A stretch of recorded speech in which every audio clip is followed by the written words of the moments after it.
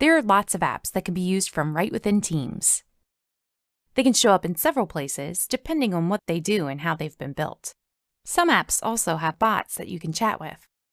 One of the main ways to use an app in Teams is on a dedicated tab at the top of a channel or chat. Select the plus sign at the top of a channel or chat to see which apps are available to you. Some are built into Teams, like OneNote. Others your organization has approved. We'll add Planner to this channel. Once you've entered the information you want,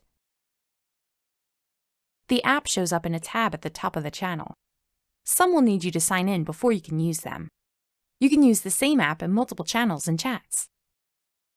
Another way apps are used is in messages. Apps that work with messages let you insert their content directly into a message.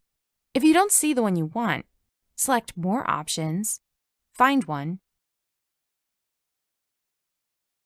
and select Add.